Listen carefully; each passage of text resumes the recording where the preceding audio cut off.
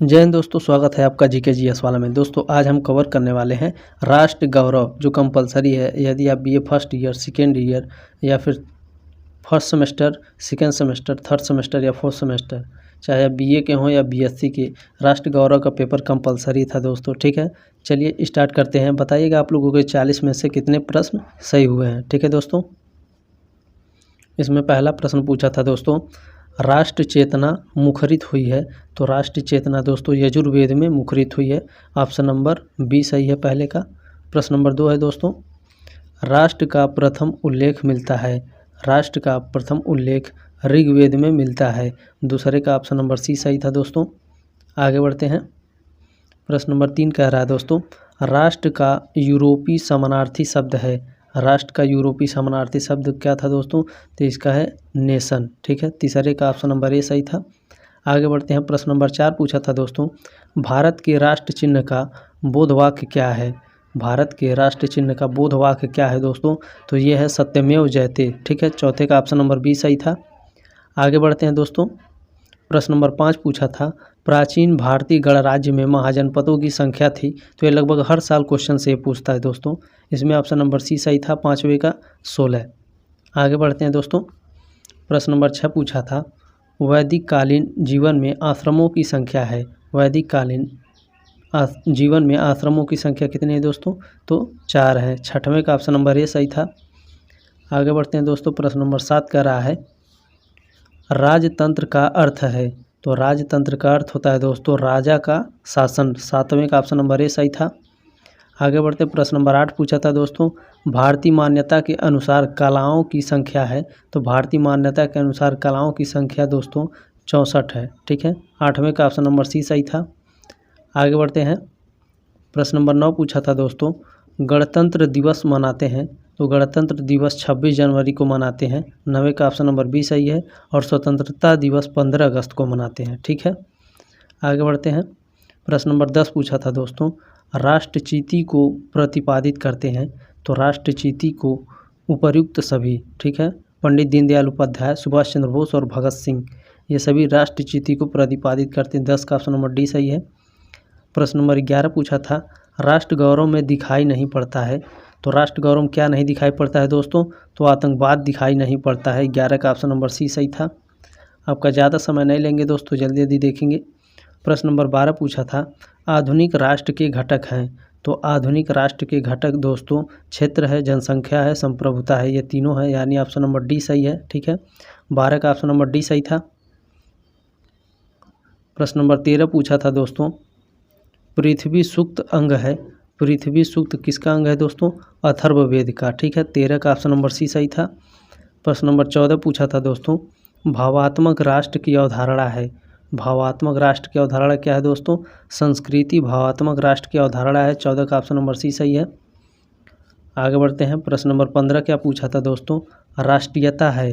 तो राष्ट्रीयता क्या है दोस्तों? तो राष्ट्रीयता राष्ट्र का भाव है। 15 का ऑप्शन नंबर ए सही है। प्रश्न नंबर 16 पूछा था, भारत राष्ट्र है। तो भारत राष्ट्र क्या है? अखंड है। ठीक है, 16 का ऑप्शन नंबर ए सही है।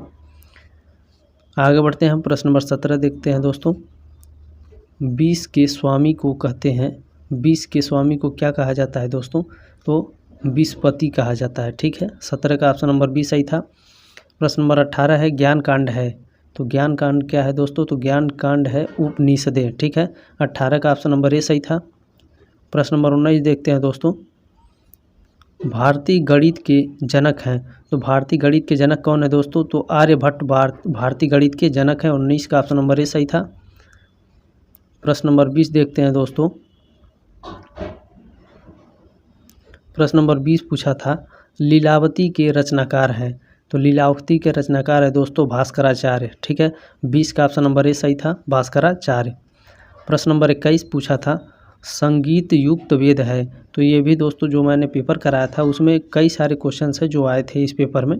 ठीक है, प्रश्न नंबर 21 का ऑप्शन नंबर बी है दोस्तों सामवेद। ठीक है, संगीत युक्त वेद है सामवेद। 21 का ऑप्शन नंबर बी सही था।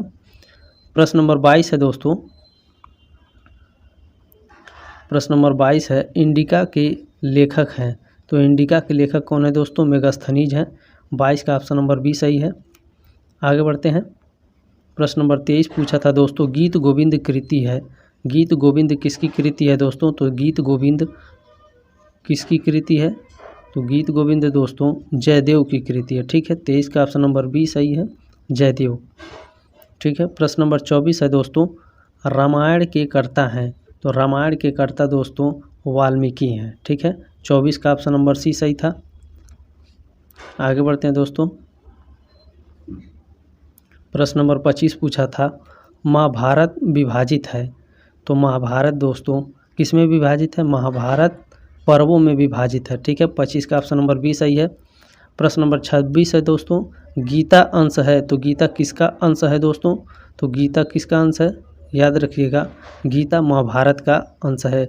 महाभारत में श्री कृष्ण ने गीता का उपदेश दिया था। ठीक है, गीता का 26 का ऑप्शन नंबर सी सही है।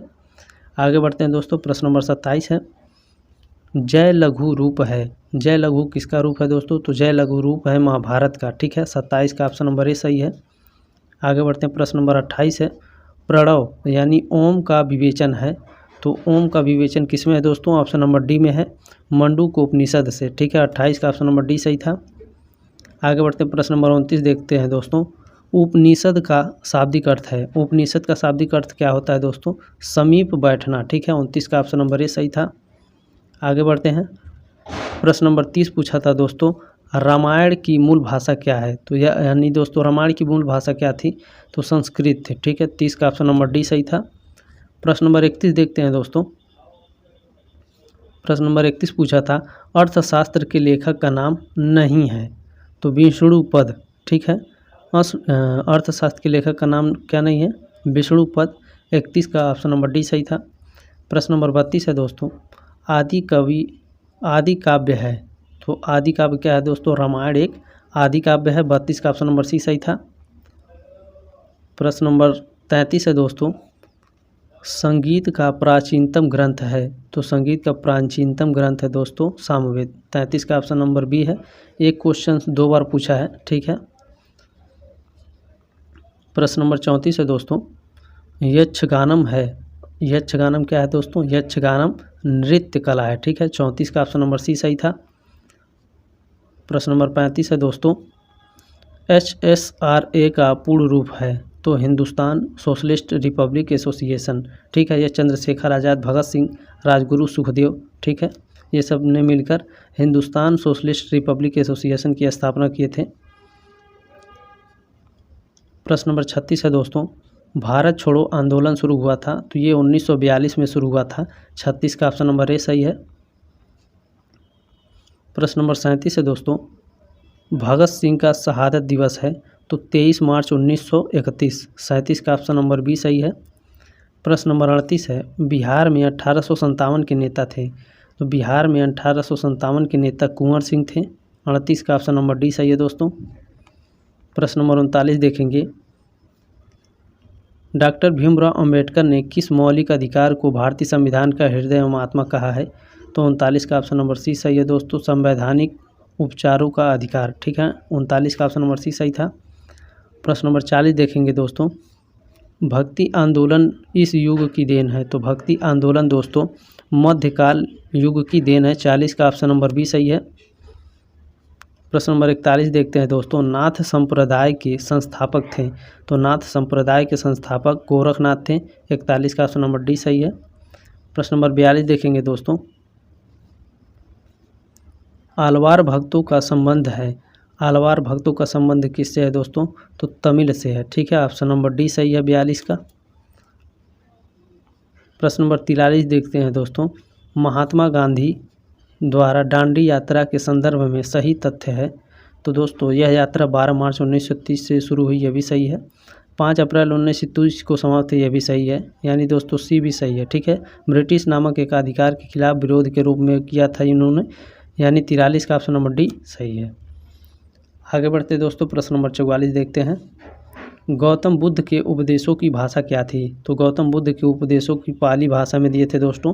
ठीक है, 44 का ऑप्शन नंबर बी है, गौतम बुद्ध ने अपने उपदेश को पाली भाषा में दिया था। प्रश्न नंबर 45 है, जोई पिंडे सोई ब्रह्मांडे प्रसिद्ध दर्शन है, तो 45 का दोस्तों ऑप्शन नंबर सी सही था इसमें। ठीक है, 45 का है गोरखनाथ। प्रश्न नंबर 46 देखेंगे दोस्तों, पेरियार ने सच्ची रामायण की रचना की थी। पेरियार ने सच्ची रामायण की रचना की थी दोस्तों, तो तमिल भाषा में की थी। ठीक है, 46 का ऑप्शन नंबर बी सही है। आगे बढ़ते हैं, प्रश्न नंबर 47 है दोस्तों, गुलामगिरी पुस्तक की रचना की थी। तो गुलामगिरी पुस्तक की रचना दोस्तों ज्योतिबा फूले ने की थी। 47 का ऑप्शन नंबर डी सही था। प्रश्न नंबर 48 देखेंगे दोस्तों, विश्व इतिहास की झलक पुस्तक के लेखक हैं। तो विश्व इतिहास पुस्तक की झलक के लेखक पंडित जवाहरलाल नेहरू हैं। 48 का ऑप्शन नंबर बी सही है। प्रश्न नंबर 49 देखेंगे दोस्तों, अंत्योदय की अवधारणा का संबंध है। अंत्योदय की अवधारणा का संबंध है दोस्तों दीनदयाल उपाध्याय की विचारधारा से। 49 का बी ऑप्शन सही है। प्रश्न नंबर 50 देखेंगे दोस्तों, प्रश्न नंबर 50 है, मैं उस प्रभु का सेवक हूँ जिसे अज्ञानी लोग मनुष्य कहते हैं, कथन है। यह किसने कहा था दोस्तों? तो स्वामी विवेकानंद ने कहा था। 50 का ऑप्शन नंबर डी सही है दोस्तों। ठीक है, इसे व्हाट्सएप पे जरूर शेयर करिएगा अपने दोस्तों के साथ, ताकि वो भी अपने सारे क्वेश्चंस देख लें कितने सही हैं। ठीक है दोस्तों, कमेंट करिएगा कितने क्वेश्चन सही हैं। मिलते हैं अगले क्लास में, तब तक ले जय हिंद, वंदे मातरम।